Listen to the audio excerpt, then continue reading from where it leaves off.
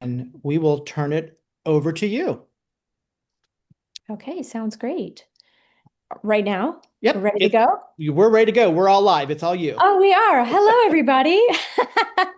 My name is Melody Matheny, and I'm the founder of Slice Creative Network, which is an online network of creative professionals working in the theme park industry. And this is creative freelance professionals. And I have a great presentation for you guys today. Am I able to share my screen, Michael? Yes, you should be Okay, able to. If you don't, let me know and I'll I'm sending request. allow.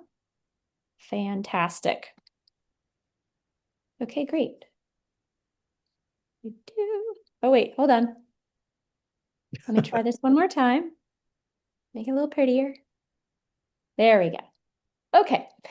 So this is all about freelancing in the themed entertainment industry. And I myself have been a themed attraction designer for the last 25 years. I've been based in Central Florida, and I've worked for a ton of companies, full-time and freelance, including one of my main clients is Universal Studios, who I love dearly, and worked for Nickelodeon. I've worked for Disney. I've worked for SeaWorld and Busch Gardens and a bunch of parks around the country, and also cruise industry companies around the world, including the Port Authority of Jamaica and a number of places in Alaska as well. So, my point in telling you all this is not to impress you. My point in telling you all this is that like there is a lot of crossover between the theme park industry and other industries, and I want to let you know about my personal kind of experiences working in a lot of different ways and not just like getting that full-time job and working there for 40 years. I have a lot of different types and levels of experiences myself, and now running Slice Creative Network for the last 15 years, which is a group that I founded myself out of necessity. um, I've been speaking to literally thousands of freelancers around the country doing this type of work as well. So I feel like I'm a big bucket of freelance knowledge, and I'm happy to share some of that with you today. So about Slice Creative Network, again, we're based in Orlando primarily, but we are nationwide. So we host people on our network online on slicecreativenetwork.com. Please go there now if you can and see some of our freelancers there. And they're from all around the country, not around the world, only US based people. We have 11 board members. This is not accurate. We have 11 board members now, and they hail from all different types of disciplines working in themed entertainment as well. We have tech directors, AV people. We have, freelance illustrators, all sorts of things, immersive entertainment, etc. And we have community partners we work with and a bunch of great sponsors from around the country as well. We have about 300 freelancers that we represent, and each freelancer on our network is vetted. So if you apply to be in our network, our board members assess your portfolio to make sure that you're good, the quality of work is good, and that you have a little bit of experience. So speaking about students, many of you may not qualify quite yet. We do have a student category, though, that we host, and we will accept people that we do feel have a great quality of work. So if you're not sure, always try and please apply, and then our board members will get back to you with information on why you were or were not accepted. So that may actually help you to develop your portfolio going forward. Anyway, sorry, I digress. Let's get back on track. This is the a little industry overview slide that I have. So I'm sure many people have come to you guys talking about how to work at Disney and how to work at, whatever these companies are, Ripley's, Falcons Creative Group, whatever. But I want to give you a quick overview of all of them. So there's kind of like these big level industry people. These are the big companies, the Disney and Universals of the world, and they have massive internal design groups that they hire full time around the world as well. So being part of their team full time is totally a wonderful opportunity. But these companies all hire freelancers also. So working for them in a freelance capacity is totally an option for you. There's kind of a mid-level range of parks. And again, I just chose a couple of logos to throw in here in each section, but there's mid-range like regional level parks and like Cedar Fair. Merlin is great. They're all over the world, but they're kind of that second tier level, Ripley Entertainment, etc. And then you have the third level, in my mind, there's the three levels. And this is all of the studios that support all of these other larger companies, right? So all these studios are working for all these other companies, and this is where their bread and butter comes from. And there's huge differences in working for each of these tiers of companies. I'm going to tell you about it a little bit right now. So at the big companies, Disney, Universal, SeaWorld, Hershey, whoever, typically they have so many people on staff in creative capacities that they like to silo you and put you in one position and doing that same job all the time. And being a creative person usually means that we want to do everything all the time. And we want to do lots of different types of disciplines. And we want to try that over there and that over there. So sometimes being put into a silo at these larger companies can feel very restrictive to you.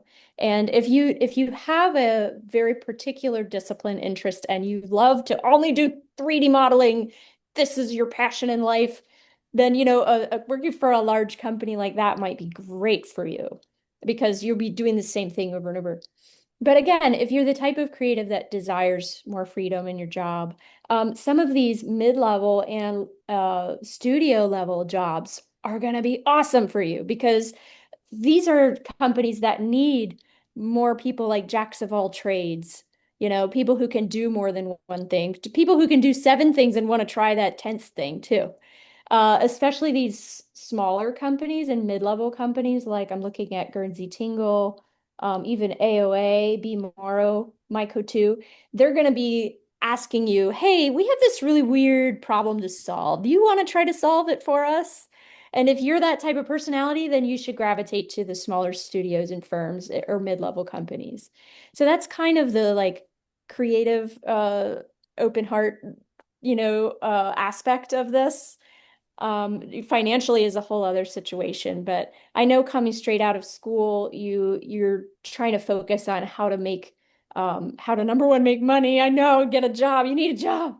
And number two, how to make your heart happy, how to satisfy yourself and make sure that you're growing your career in a way that feels good to you. And so everybody's different. And all these companies are very different as well. And each one has their own personality. Okay, here's some pros and cons about freelancing. It's sometimes great and sometimes horrible. Let's be real. So the pros are that like you get to know a lot of companies and their values really quickly. Like I was just talking about, every company has a personality. Well, freelancing for them is an excellent way to kind of understand at a base level what each company's about. So getting in with them as a freelancer is fantastic. It's almost like dating. It's like but this is very top level, like, oh, we're just gonna go on one date. We're just gonna freelance and see what this is about. And if you wanna like hang out with this company more and for a longer period or apply for a full-time job, this is when you kind of dip your toe in the water, right? Flexibility of schedule. Like I have two little kids, and so I need like flexibility, family scheduling flexibility, and everybody's schedules is different. So freelancing allows me to work whenever I want. If I got to go to my kid's ball game at 2 o'clock in the afternoon, I can do whatever I want and finish my work later. So freelancing is great for that type of schedule. Um, there's no accessibility, whereas if you have, physical accessibility issues about getting in and out of, work, of course, freelancing from home is awesome. And it allows you to be flexible with your creative offerings. Okay, so I'm a graphic designer, I'm an illustrator, I'm a 3D modeler, I'm a set designer. I do all those things. And I have kind of different clients that hire me for those different things. So as a creative person, I'm super happy and content because I get to do all those things and not just that one siloed thing. And again, like you get to understand yourself a lot better about what you like and what you don't like and what things you feel like you're strong with in your career and in your job and which things you feel weak with. It just kind of really allows you to explore that. Cons of freelancing, no health insurance. So get ready. And there's more options now than there were 15 years ago for sure, but that is an issue that all freelancers bring up all the time. And a lot of people say like, oh, there's no sense of security when you're freelancing, and that's true. But I wrote, it's fake anyway, because the reality is you can get fired at your job at any point in time. Or if your job decides that it's going to lay everyone off because there's no work in the economy, then guess what? Tomorrow you don't have a job. So it's kind of fake anyway. You have to think about it on a higher level. But there is a level of like short-term sense of security, but there's no really long-term sense of security. Cons also for very social people, sometimes working alone is really hard. And as freelancers working at home alone, we have to go out and find our social interactivity. It doesn't just come to us from working in a studio or an office. And I wrote every day I'm hustling because, yeah, you've got to find your own work all the time. And that can be a con to some people. Some people, they love it, but some people don't have the personality for that to go out and get those jobs all the time, or it's exhausting. So those are my pros and cons list. When to freelance. So at some point in your career, you will find yourself freelancing whether you like it or not. And here's some of the reasons. Sometimes it's not by your choice. Maybe the people laid you off. Maybe the economy is terrible and now, oh my gosh, I don't have a job right now. Sometimes you want to earn extra money. Maybe you do have a full-time, part-time job doing something, but you know what? You need to earn some extra money for whatever reason. You could do a little bit of freelance work on the side, right? Um, and then personal goals. Again, talking about when your personal goals exceed what your company can provide to you. So like I was working at Universal Studios and I had like the dream job, and I was a senior scenic designer designing Halloween Horror Nights and all these amazing things. And it's like the dream, right? And then I got there and I was doing it and it was great, but I just felt like I wasn't fulfilling my potential because they weren't allowing me to do these other things that I like too. So I left. I know you probably think I'm crazy, but that was real. And again, by choice, the freelance lifestyle fits your personal needs, which we already talked about. So if you want to intentionally freelance and start your own business, here's a few different steps you can take to get into that process. So the first step is to prepare yourself. And that means, of course, preparing your portfolio, which I'm sure you're working on at school there, but really refining your portfolio and continuing to refine that as you continue along with time. Don't just do it once and then drop it for a year, or 2 years, or 5 years. Oh my God. No, please go back and always keep your portfolio tight. You must have a website. I mean, let me rephrase this.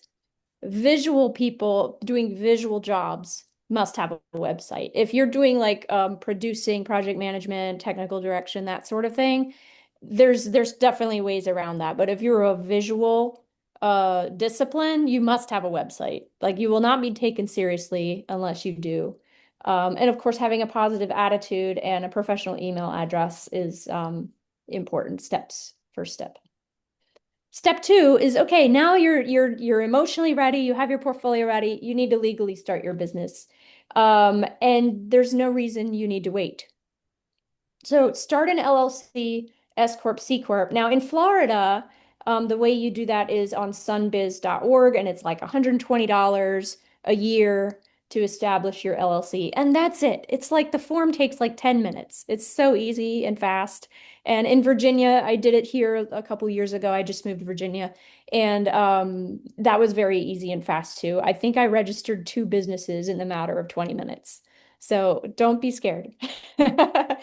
And good practices for starting a freelance business or any business is to create a bank account that's separate, that just handles that business, and then you'll be paying yourself out of it. So I have a Slice Creative Network bank account. all the income goes directly into there, and then I pay myself every month. So I give myself a fee, a salary. So that's how that functions. And then consult an accountant before you do you register your LLC, because they're going to tell you the differences in taxes between an LLC, an S Corp, and a C Corp. And that's going to depend on the type of work that you do and how much work you see yourself doing in the next year. And sure, you're going to be like, I don't know how much work I'm going to be doing, but that's okay. But it's important to talk to someone about it and just pay an accountant for like 1 hour. What is that? $100 maybe? Like it's worth your $100 or whatever it is to just get their advice on that, because however you set up your business is going to dictate your the taxes that come out every year. And so you're going to find that's really important really fast. So if you have the ability, please do that. Step 3 is get work. And honestly, guys, it's networking all the time. So again, it's not for everyone, and it's scary to network. And I've been networking for all these years, and I run a network, and I'm still and I'm still nervous as heck every time I go into a room full of people, or I have to look, I'm nervous right now talking to you guys, even though I've been doing this for 100 years. But you just have to keep pushing yourself to do it and talk to people, and they're nervous too. And that's what you have to always remember is that everyone's nervous. Everyone's paying attention to their own selves and trying to be their best, right? So try to remember that when you're talking to these people and you're feeling very nervous. Anyhow, tons of networking opportunities in the themed entertainment industry. Of course, Slice, I gotta say that. There's the TEA, which I'm sure you're familiar with, Themed Entertainment Association. Creative Quest Foundation, which I know they're not as active this year, actually, but they're down in Florida. Oops, this was too full sale. Sorry. Your fellow Purdue graduates, forgive my error there. And LinkedIn is very powerful. And if you haven't taken advantage of the connection opportunities on LinkedIn yet, get on there, poke around, start making connections, start sending emails. It is a big deal. And there are a lot of business happens on LinkedIn all the time. I think I just got another job from LinkedIn today, just to give you an idea. Like it's really important. And then all of them, the more the better. To use a combination 1-2 punch here. And step 4 is do your thing, and that means doing the work and creating good practices for yourself and good rhythms for yourself to get into as you're freelancing. Some of those are like it's really important to update your clients on your progress. When you're working in a silo in your house by yourself and they're somewhere else in the world and you don't see them or talk to them but through email, really important to check in with them all the time and say like, hey, I know nothing's due yet, but here's what I've been working on. And just continuous little communication is extremely important. Um, and again, being open to ideas and creatively pivot.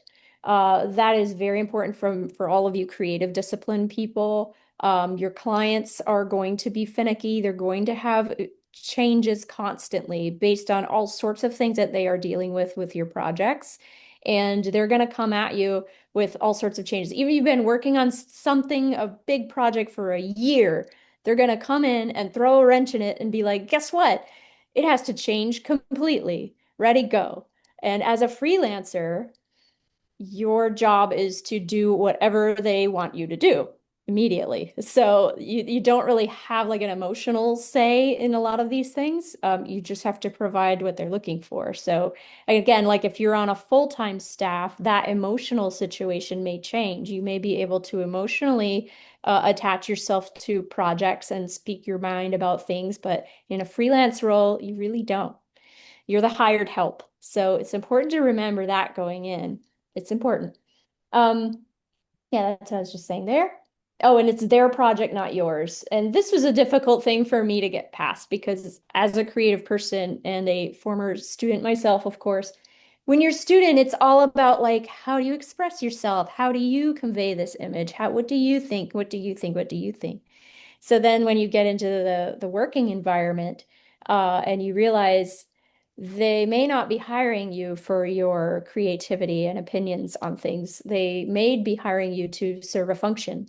So you have to detach yourself emotionally from not every project. I'm not saying, it's going to be a barren emotional wasteland. It's not. But you do have to understand that there is a line there and just be cautious with your feelings as you start to invest yourself in these projects. Be very conscientious of that as you go forward. Um, I've had a lot of hard emotional moments of those realizations when I first went out of school. Okay. The next one is yes, be very clear on your cost and providing estimates, exactly what the cost includes. And if you need help to understand how to do that, because sending out estimates and invoices is an art form in itself. And again, as students coming out of school, you probably don't know how much you should charge. You don't know how much this thing is worth. You don't know how much that company will pay you. So you're kind of just grasping at straws, and it's scary. So if you need some assistance with that, that's a very personal conversation. But if you need assistance, please reach out to me. I do have, again, I'm a big bucket of freelance knowledge in here somewhere rattling around.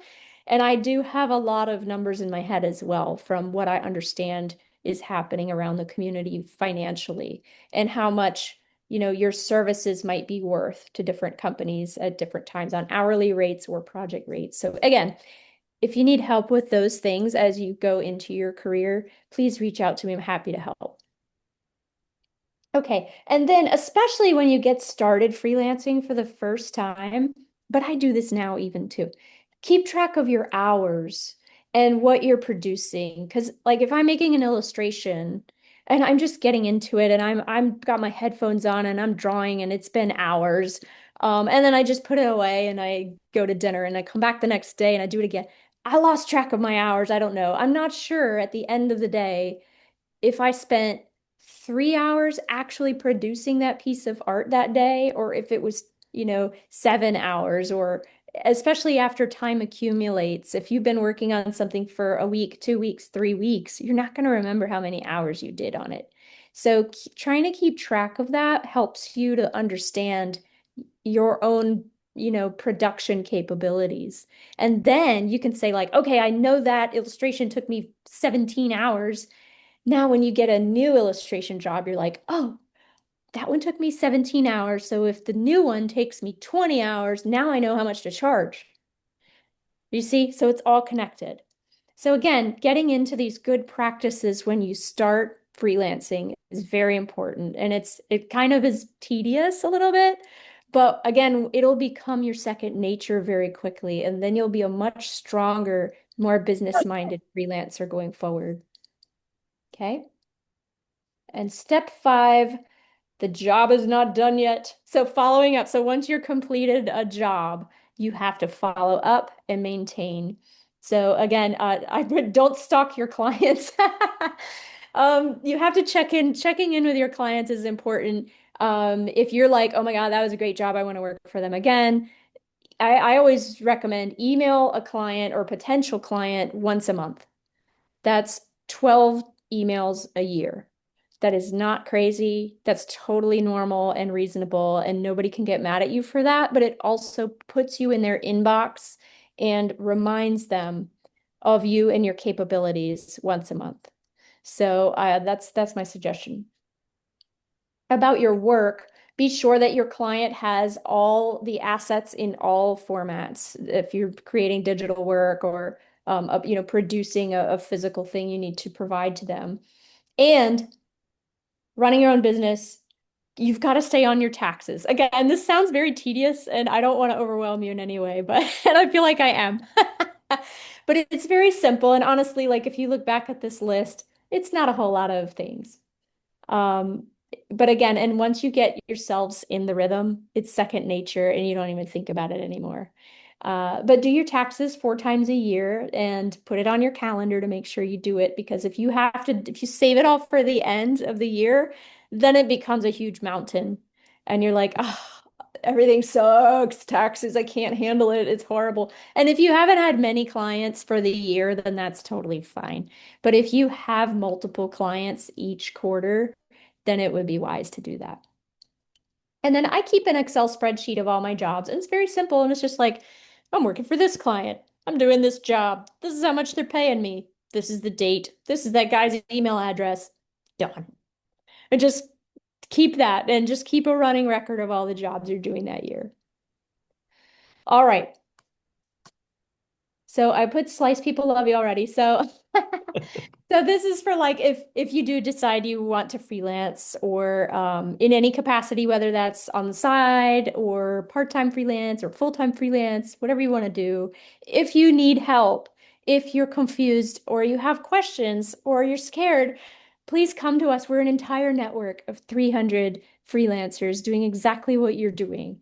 And we want to help each other, and we are a community of people who love each other, and we go and hang out at bars together, and we ask each other tax questions, and we're just a big fun community of like-minded people, and we love helping new people, especially students coming out of school.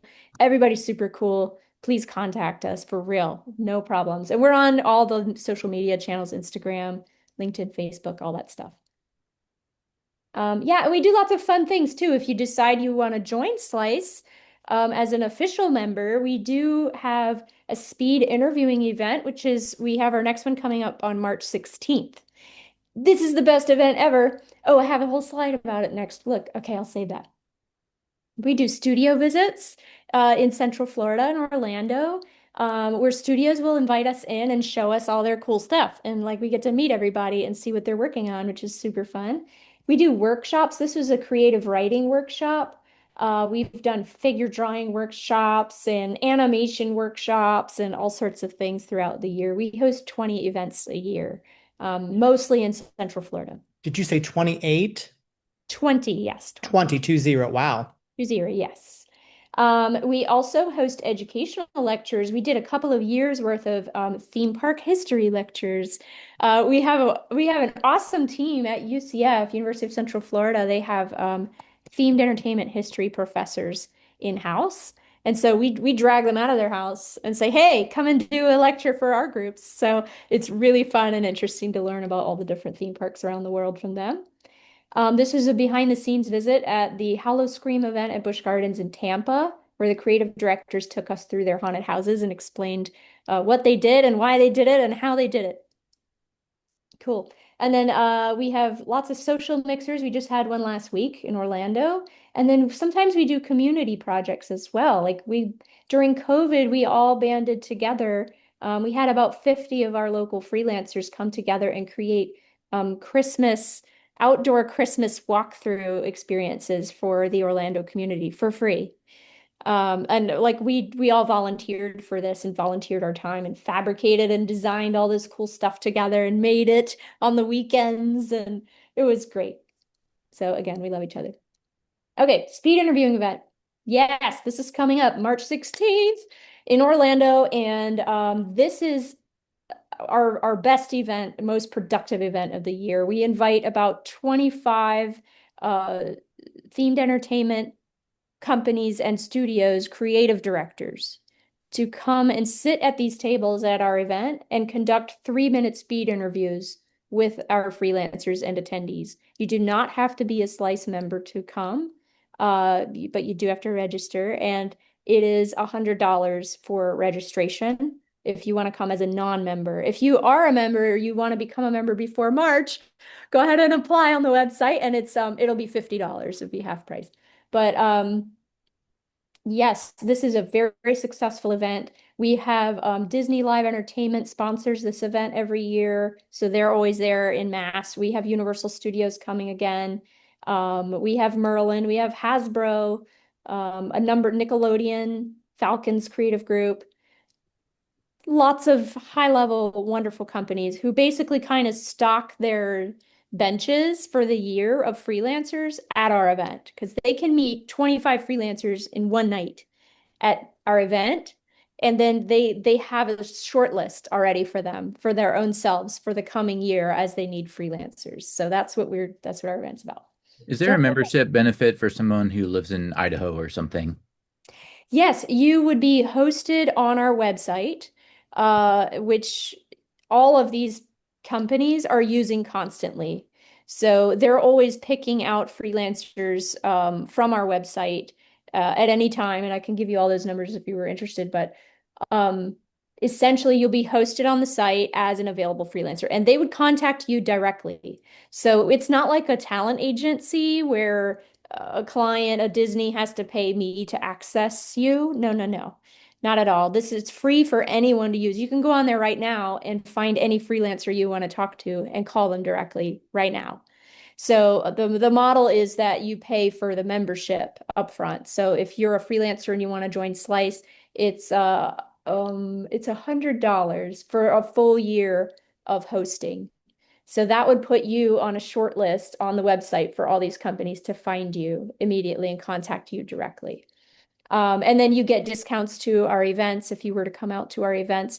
Oh, and also we at these style events, we have very large TV monitors as well, and we publish all of the freelancers' information on a loop throughout the event with QR codes. So like if they're looking for, an animator or a creative writer, as they pop up on the screen, all these clients can see who's available. Oh, look, oh, there's a creative writer from Idaho. Oh, I have a job in Idaho, and they'll snatch your QR code and contact you directly. Cool. So that's another benefit of membership. That's so you still have presence in Central Florida, even if you can't actually be there. Oh, and last thing, with membership, we also do a monthly newsletter. So that monthly newsletter goes out into inboxes of all these people around the country, around the world, actually. And if you're a hosted member, you can be featured in that newsletter once a month with all this cool stuff you're working on. So again, it's like secondary contact almost. So like you're not emailing that client all the time, but they're receiving your information through Slice and they're able to see, oh yeah, oh Josh Polk is available. And oh, I forgot about, oh, look what cool things he's working on. Let's call him and they'll contact you directly. So that is that.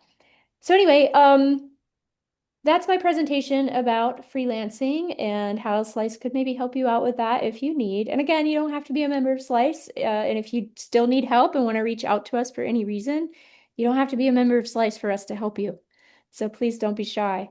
Um, and I would be happy to share my personal portfolio if you guys are interested in that, or I would love to hear from the students and understand kind of what they need, what they're looking for, and what some of their questions might be. Would that be a good time to do that now? Can we maybe do a little both? See a quick bit of your work and then take some questions? Because Yeah. we'd love to see what you're doing. Okay. Well, my as most people, my website is like older stuff because that's all I can show. Uh, okay, hang on one sec. Let me just find it. Oh, there it is. Okay, hang tight.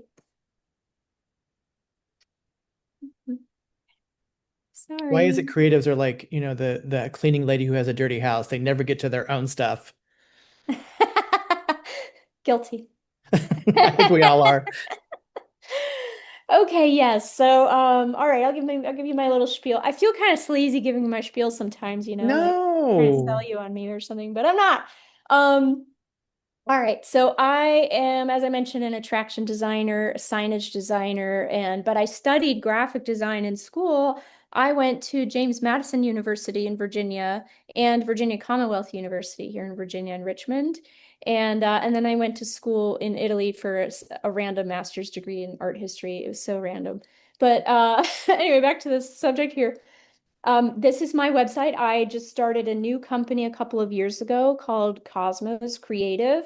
And again, to attach that freelance journey to you mentally, I was under my own name for a long time, Melody Matheny Designs, for all these years, and I decided to switch to like studio understanding of that's why I created Cosmos Creative because I wanted my clients to understand that I had more capability than just myself.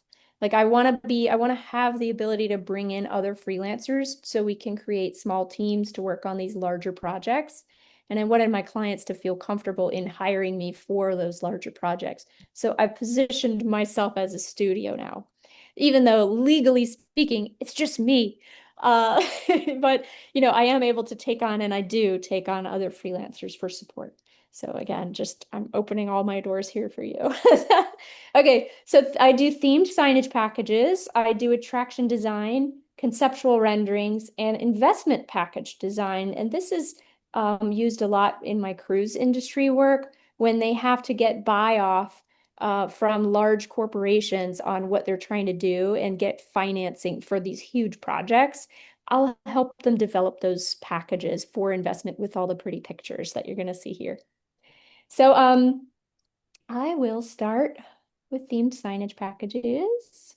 Okay, I've been doing signage packages since, I was a wee lad or lass, and this is a great bread and butter thing for me.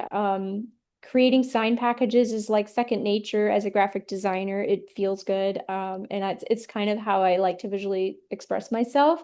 But instead of just doing the graphics and imagery, I'm now able to really get into the technical details of how these things are fabricated. And understanding those fabrication elements is something that came about through experience. And it was not something that I learned in school. It was something I learned on the job. But now I'm able to provide full signage packages from soup to nuts and then installation.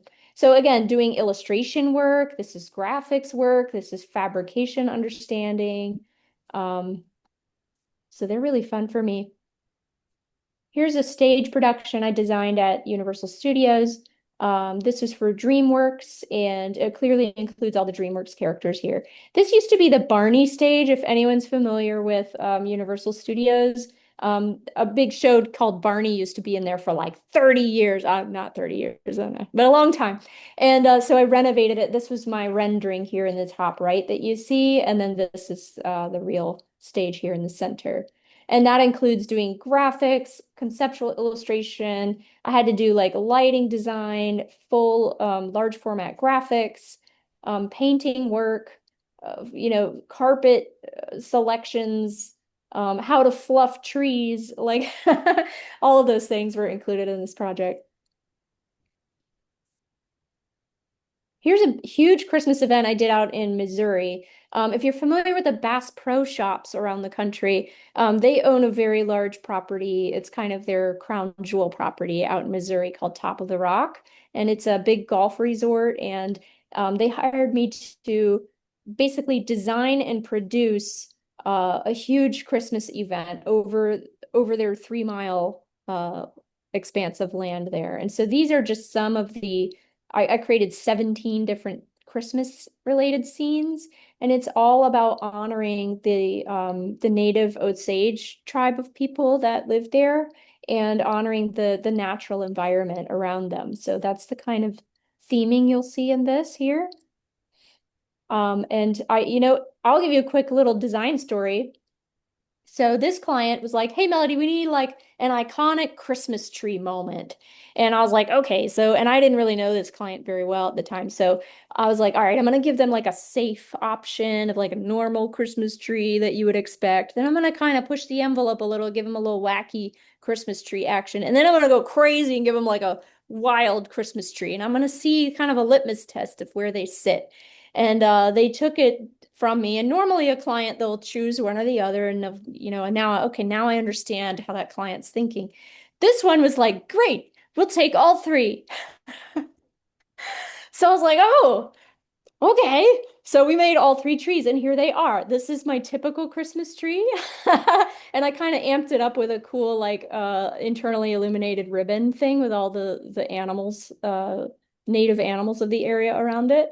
Then my kind of a little bit wackier Christmas tree of like, okay, I want to make a whole Christmas tree out of cedar wood planks and light them from the inside. What will that look like? And so that's that one. And then my crazy Christmas tree is a 40-foot tall aluminum steel Christmas tree that has a light show and shoots laser beams into outer space. That is And there it is. awesome. They made it. That is That's the one awesome. they chose, Melanie. What? That's the one they chose. They chose all three. Yeah. Oh, did they? They did. Okay, yeah. Yeah. So this is Okay. the typical Christmas tree. This is the middle range Christmas And tree, then and they this is the did the crazy other. psycho outer I space love it. Christmas tree. That's And great. it's awesome. And this shape on the side, it looks really unusual, but that is actually the topographic map of the lake system that exists right here beyond you in the image, in the photo here. Fun. So that's what their lake looks like. So I took it and I flipped it up and I wrapped it around the tree, and then we created a light show that happens within that. So anyway, I don't know, these are all war stories, but it's fun. These are very cool. Yeah, let's see. I've done like the Hagrid's ride at Universal, the grand opening event, which is really fun. Uh, I've never been asked to create shrouds for drones. And these boxes were drones inside of here. And so like all the actors, the performers from Potter, they came out there and they did a little, magic spell, and then all the boxes started to lift up and move away from the entrance of the ride. And that was really fun. And those drones were so loud. So, I actually love that. So, one of our Yeah. faculty was the director of technical entertainment Oh, for Universal and worked on this project. who was it? Mark Dittmer. Do you know Oh, Mark? yeah, Mark. Yeah. Yeah. So Mark teaches for us. So, Oh, that's so awesome. yeah, I love it. Cool. Well, I'm the one who like designed all the boxes and ropes and very cool. barrels and the graphics and stuff. That's awesome. Yeah, it was really fun. That's so cool. Very cool. Well, this has been Um, amazing. You've got some really incredible work. Thank you for sharing. Thank you. Um, and so I would like to give us some time to, ask some questions. So Yeah. if you have questions, type them in, guys. We do have one that says, do you have any tips for someone looking to put forth a good application or portfolio to join Slice? Any advice for creative or story writers as freelancers? Yes. It's important when you apply to Slice if you're applying in a specific discipline like story writers or show writers, to have 5 examples of your work. And it can be schoolwork or personal work.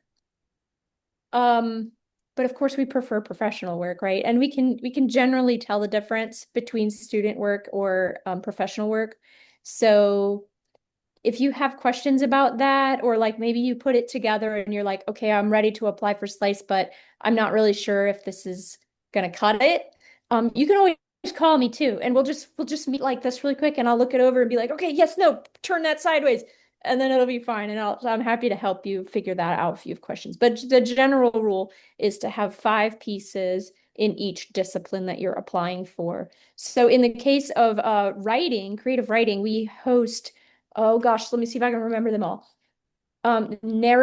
Design narrative writers, show writers, copywriters, and I think media writers. So there's different categories there. So again, just make sure in each discipline you have examples. I hope that answers the question. And in terms of like, yeah, we do need to see your samples as writers. Some of our writers, I'm all over the place, but let me redefine myself. If you have questions on if your portfolio is the right thing for Slice, go and look at other people on Slice who are already listed in the categories you want to apply to, and look at their websites and look at those examples. And hopefully it'll give you lots of good ideas and an understanding of what's cool. Okay. So that was a lot of good best portfolio tips. What about what is better, a generalist or a specialist when it comes to freelance? Oh, Lord. Both. Both. It just Okay. depends because every client's looking for something different, you know? It's hard to categorize that. I'll say this. When you are applying for jobs, it's very important that you portray yourself, especially if you're brand new to the industry. Go with your best foot forward and stick it. Like stick the landing. Because if you do a lot of things, that's great. But when you're new, if you do a lot of everything, it means nothing. Like here's how I always say works best.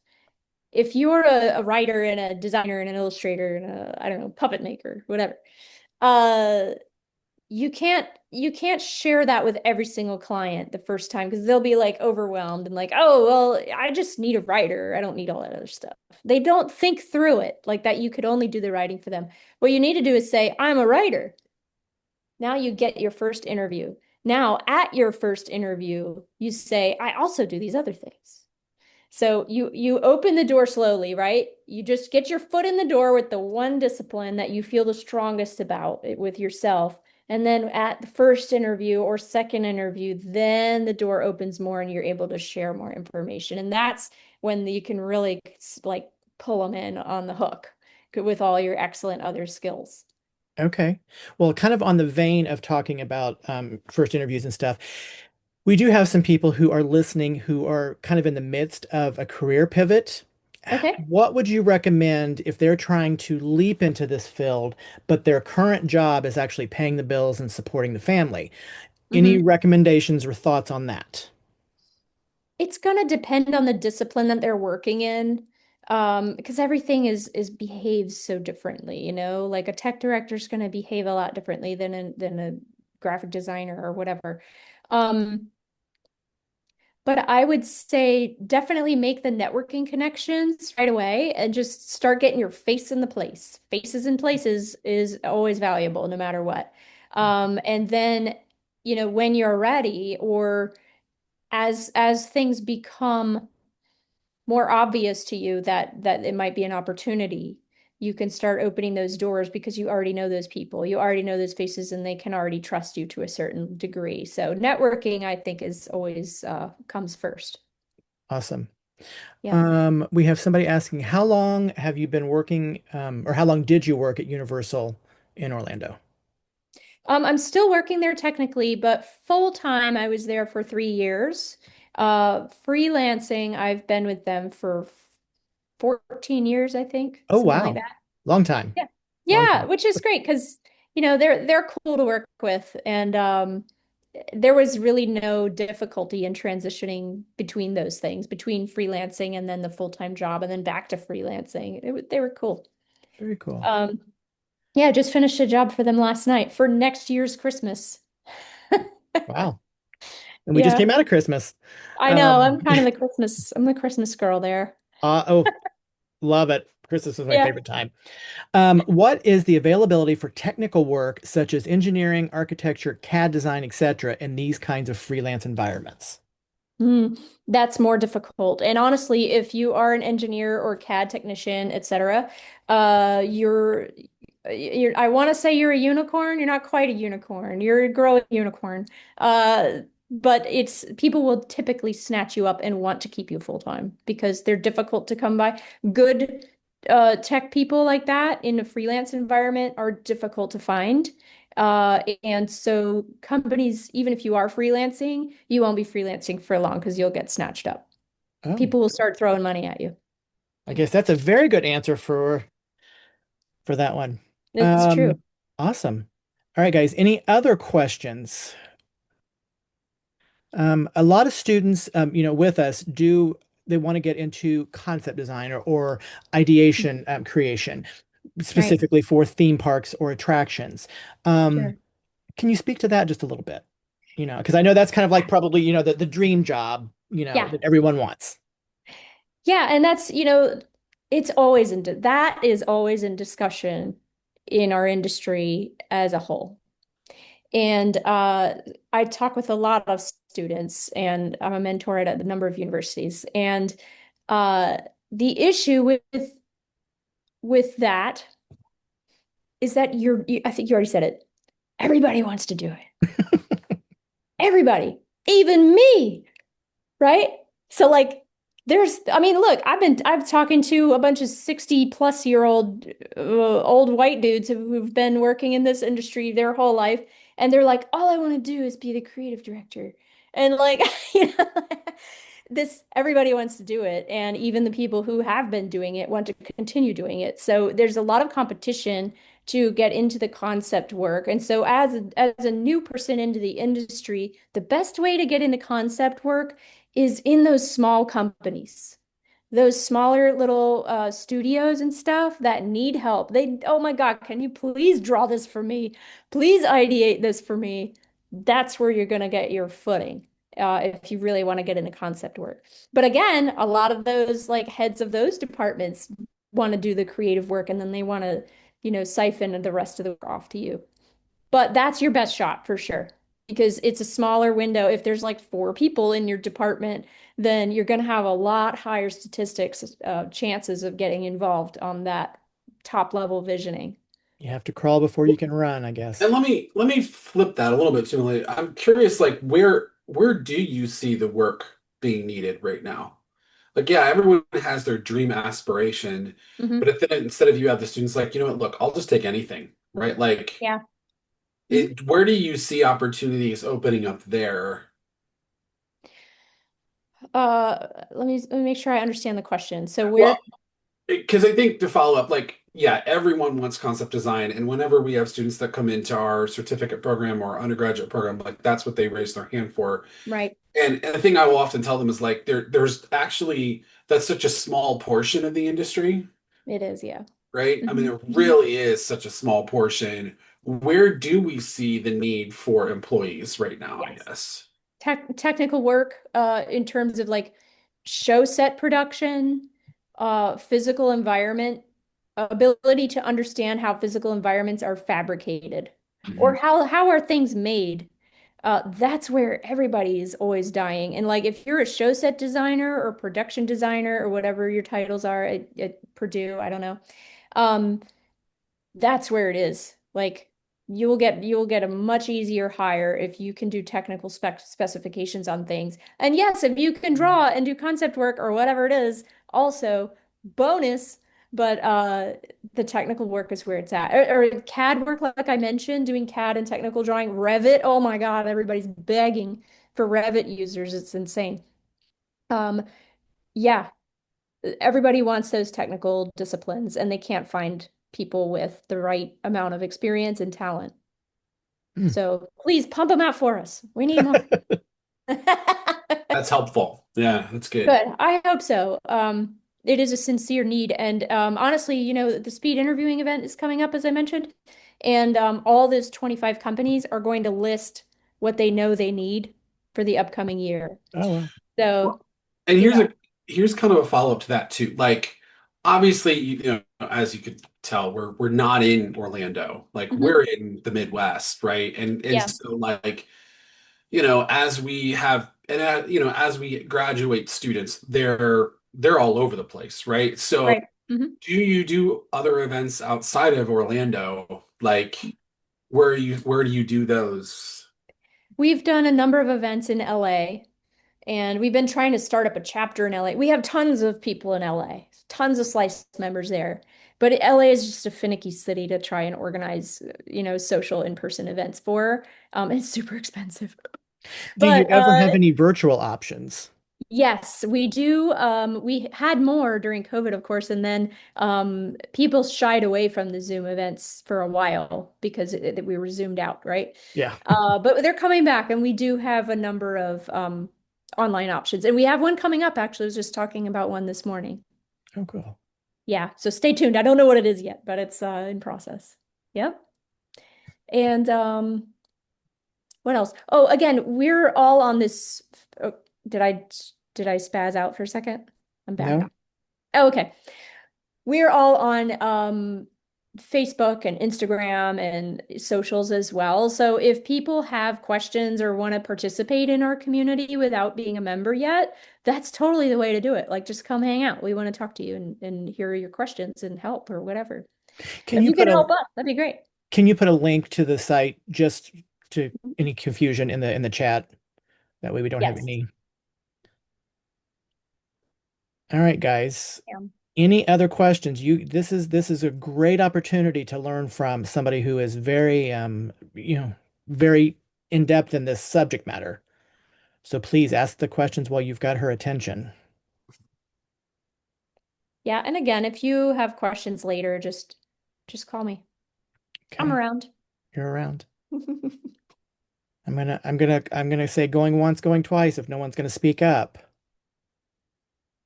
All good. It's okay. All No right. pressure. All right. Melody, thank you so much. This has been wonderful meeting you in person Great. now, and talking to you and hearing of your journey. This sounds like an outstanding organization you have started. Actually, it's piqued my interest. So, Great. Come hang out with us. congratulations. Yes, yes. If I might have to next time I'm in Orlando. Thank you again. We really appreciate all your time. Thank you. Thank you guys for the opportunity. And I hope I was helpful in some way. And even if you guys out there listening, even if nothing's clicking with you right now, I hope that something that I said might help you in the future as your careers unfold. So Awesome. good You luck have to you all definitely out there. helped. Great. Awesome. Thank you, Melody. Appreciate Good. the time. Thank you. Have a Thank great you day. guys. Thanks you too. All right. Bye.